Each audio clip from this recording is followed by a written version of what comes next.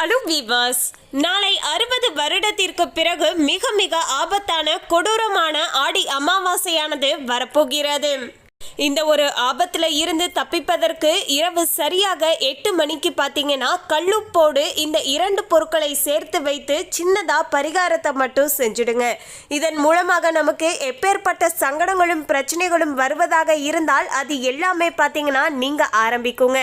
நம்முடைய வாழ்க்கையில பார்த்தீங்கன்னா ஒரு நல்ல மாற்றமும் கடன் பிரச்சனைகள் அனைத்துமே தீர்ந்து செல்வ செழிப்போடு நம்ம வாழக்கூடிய சூழ்நிலையும் பார்த்தீங்கன்னா உருவாகும். எனவே நாளைய தினத்துல கல்லுப்போடு எந்த 2 பொருட்களை சேர்த்து பூஜை செய்ய வேண்டும், எந்த நேரத்துல செய்தா அது உகந்ததாக இருக்கக்கூடும். மேலும் நாளைய தினத்துல வரக்கூடிய அமாவாசையை ஏன் ஆபத்தான அமாவாசை அப்படின்னு சொல்றோம் என்பது போன்ற பல முக்கியமான டீட்டெயிலான தகவலையும் இந்த வீடியோல நம்ம பார்க்கலாம். அதுக்கு முன்னாடி இன்னும் நம்ம சேனலை சப்ஸ்கிரைப் பண்ணலன்னா சப்ஸ்கிரைப் பண்ணிடுங்க. அப்படியே பக்கத்துல இருக்கக்கூடிய பெல் ஐக்கானையும் பிரஸ் பண்ணுங்க. வாங்க வீடியோக்குள்ள போகலாம். 4/8/2024 நாளைய தினத்துல பாத்தீங்கன்னா கிட்டத்தட்ட 60 வருடத்திற்கு பிறகு மீண்டும் இந்த ஆடி அமாவாசையானது வரப்போகிறது. பொதுவாகவே தமிழ் வருடங்கள் மொத்தம் 60, அதுல ஒன்றுதான் இந்த ஒரு குரோதி வருடங்க. நாளைய தினத்துல அமாவாசை திதியானது மாலை நேரம் சரியாக 4:42 மணிக்கு அமாவாசை திதியானது முடிவடைய உள்ளது. எனவேதான் நாளைக்கு காலையிலேயே 4 மணியில இருந்து 6 மணி வரையிலான இந்த ஒரு பிரம்ம முகூர்த்த நேரத்துல இந்த ஒரு எளிமையான பரிகாரத்தை செஞ்சு அமாவாசை முடிவதற்குள்ள பாத்தீங்கன்னா அந்த கல்லுப்புல வைத்த இந்த 2 பொருட்களை எடுத்து உங்க வீட்டு பீரோல வச்சிடுங்க. அதாவது நம்முடைய தலையெழுத்தையே மாற்றி தரக்கூடிய அந்த 2 பொருட்கள் என்னென்ன அப்படின்னு கேட்டீங்கன்னா ரொம்ப ரொம்ப எளிமையாக கிடைக்கக்கூடிய 1 ரூபாய் நாணயம் மற்றும் விரலி மஞ்சள், அதோடு சேர்த்து கல்லுப்பு, இந்த 3 பொருட்களை வைத்து தான் எளிமையாக நம்ம பரிகாரங்களை செய்துட்டு வரப்போகிறோம். இதெல்லாம் ஒரு பக்கம் இருக்கட்டுங்க. ஏன் நாளைய தினத்துல வரக்கூடிய அமாவாசையை ஆபத்தான அமாவாசை அப்படின்னு சொல்றோம் என்பது போன்ற சில குழப்பங்களும் பார்த்தீங்கன்னா ஒரு சிலருக்கு இருக்கலாங்க. பொதுவாகவே சூரியனும் சந்திரனும் ஒரே ராசியில இணையக்கூடிய நாளை தான் அமாவாசை அப்படின்னு சொல்லுவோம். ஸோ அப்படி இணையக்கூடிய இந்த 2 கிரகங்களுடைய ஆதர்சன சக்தியானது ரொம்பவே நாளைய தினத்துல அதீதமானதாக இருக்கக்கூடுங்க. இதனால தான் மனிதனுடைய மூளையில பார்த்தீங்கன்னா பல்வேறு விதமான வித்தியாசங்கள் ஏற்படுவதாக சொல்லப்படுகிறது. இதனால ஒரு தெளிவான முடிவை பார்த்தீங்கன்னா ஒரு மனிதனால எடுக்க முடியாத ஒரு சூழ்நிலையும் உருவாகும். ஸோ இப்படிப்பட்ட இந்த நேரத்துல எந்தவித முக்கியமான முடிவுகளையும் எடுக்கக்கூடாது அப்படின்னு சொல்லுவாங்க. இன்னொரு பக்கம் பார்த்தீங்கன்னா பொதுவாகவே பௌர்ணமி மற்றும் அமாவாசை நாட்களானது கெட்ட சக்திகளுக்கு உகந்ததாக இருக்கும். இந்த நாட்கள்ல அதீதமான சூட்சும சக்தியானது வெளிப்படும், எதிர்மறை ஆற்றல்கள் அதிகமாக இருக்கும் அப்படின்னு சொல்லுவாங்க. அதாவது பேய், பிசாசு, பில்லி, சூனியம் போன்ற தீய சக்திகளுக்கு உகந்த நாளாக இது போன்ற அமாவாசை நாட்கள் இருக்கும் அப்படின்னு சொல்லுவாங்க. ஸோ இது மாதிரியான சில பிரச்சனைகள் ஏற்படுவதன் காரணத்தாலேயோ என்னவோ இந்த நாட்கள்ல அதீதமாக நம்ம தெய்வீக வழிபாடுகளை செய்து கொண்டு இருக்கிறோம். அதே போல அமாவாசை அப்படிங்கிறது இன்னொரு சில விஷயங்களுக்கும் ரொம்பவே உகந்ததுங்க. அதாவது நமக்கு ஏற்பட்டு இருக்கக்கூடிய பித்ரு தோஷத்தை போக்கிக் கொள்வதற்கு ஏற்ற ஒரு அருமையான நாள் அப்படின்னு சொல்லலாங்க. இது மட்டும் கிடையாதுங்க, நம்முடைய குல தெய்வத்துடைய அருளாசியை பெற்றுக்கொள்வதற்கும் ஏற்ற ஒரு நாளாக இந்த அமாவாசை திதியானது இருக்க போகிறது. ஸோ இந்த ஒரு அமாவாசை நாளில் பார்த்தீங்கன்னா மனிதனாகிய நம்முடைய வாழ்க்கையில எந்தவித பிரச்சனைகளும் ஏற்படாமல் இருப்பதற்காக இந்த ஒரு எளிமையான பரிகாரத்தை செஞ்சுக்கோங்க. இதன் மூலமாக அந்த உப்பு கரைவது போல நம்முடைய சங்கடங்கள், பிரச்சனைகள் அனைத்துமே கரைஞ்சிருங்க. அதோடு செல்வ சேர்க்கையும் வீடுகளில் உண்டாகும், குடும்பத்தில் சுபிச்சமானது உண்டாகுங்க. அதற்கு என்ன செய்யணும் அப்படின்னு கேட்டிங்கன்னா நாளைக்கு காலையில் பார்த்தீங்கன்னா பிரம்ம முகூர்த்த நேரம் அப்படின்னு சொல்கிறாங்க இல்லையா, 4 மணியில இருந்து 6 மணி வரையிலான அந்த நேரம். இல்லை என்னால் இவ்வளோ அதிகாலையில் எழுந்து இந்த பூஜையை செய்ய முடியாது அப்படின்னா இன்னைக்கே கூட நீங்க செய்யலாம். ஏன்னா அமாவாசை திதியானது இன்றைய நாள் மாலை சரியாக பார்த்தீங்கன்னா 3:50 மணிக்கு தொடங்கி அடுத்த நாளான 4ஆம் தேதி மாலை நேரம் 4:42 வரைக்கும் இருக்கும் இல்லையா.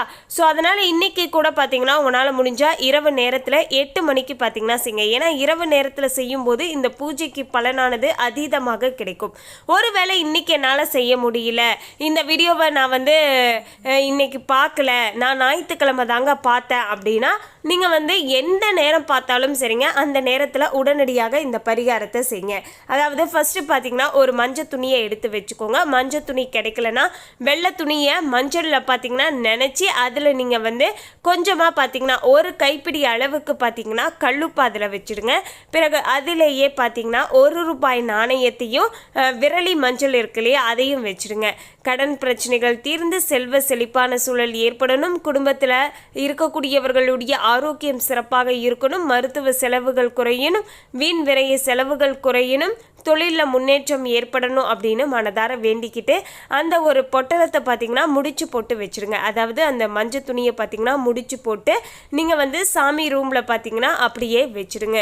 பிறகு பார்த்தீங்கன்னா அமாவாசை தேதி முடிவதற்குள்ள, அதாவது நாளைய தினத்தில் சாயங்காலம் பார்த்தீங்கன்னா 4:30 மணிக்கு பார்த்தீங்கன்னா முடிவடையுது. அதாவது கிட்டத்தட்ட 4:45 வரைக்கும் இருக்குன்னு வச்சுக்கோங்களேன்.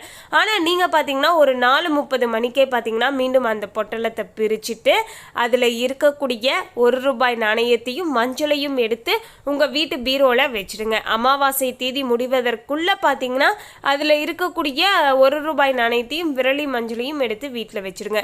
விரலி மஞ்சள் அப்படிங்கிறது பணத்தை ஈர்க்கக்கூடிய சக்தி கொண்டது அப்படின்னு சொல்லுவாங்க. நாணயமும் அதே போல தான் மகாலட்சுமி வாசம் செய்யக்கூடிய ஒரு பொருள் இல்லையா? ஸோ இதை இரண்டையும் வைக்கும்போது வீட்டில் பார்த்தீங்கன்னா ஒரு நல்ல நேர்மறை எண்ணங்களானது அதிகரிக்க ஆரம்பிக்குங்க.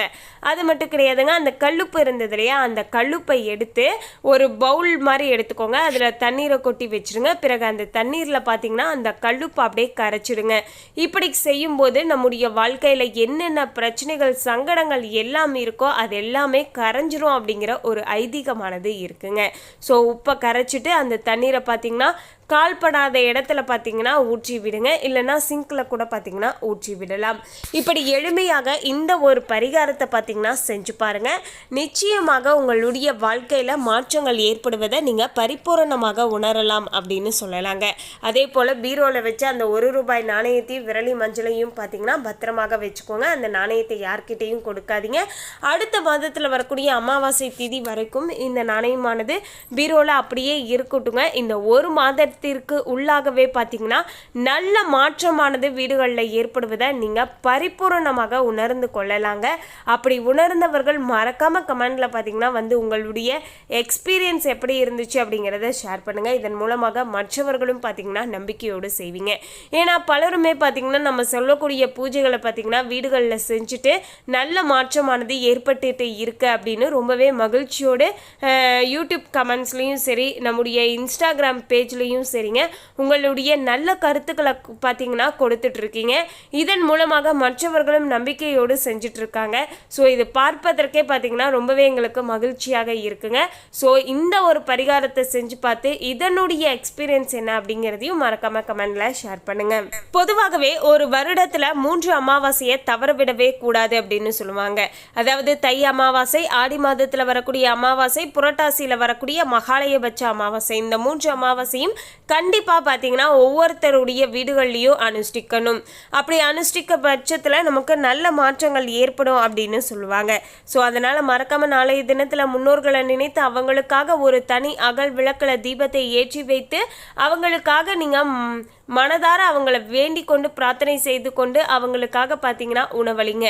அதாவது காக்கைக்கு பார்த்தீங்கன்னா உணவளிச்சிட்டு வாங்க. இதன் மூலமாக பார்த்தீங்கன்னா உங்களுக்கு பித்ருதோஷம் நீங்கி முன்னோர்களுடைய ஆசீர்வாதமானது உங்களுக்கு கிடைக்க ஆரம்பிக்கும். ஆன்மீகவாதிகள் பொதுவாகவே பௌர்ணமி மற்றும் அமாவாசையில் மனிதனுடைய மனநிலையில் சில வித்தியாசங்கள் இருப்பதாக சொல்கிறாங்க. அதுலேயும் பௌர்ணமி நாளை விட அமாவாசை நாளில் தான் மனிதர்களுடைய மனநிலை அதிகமாக பாதிக்கப்படுவதாகவும் சொல்லப்படுவது உண்டுங்க.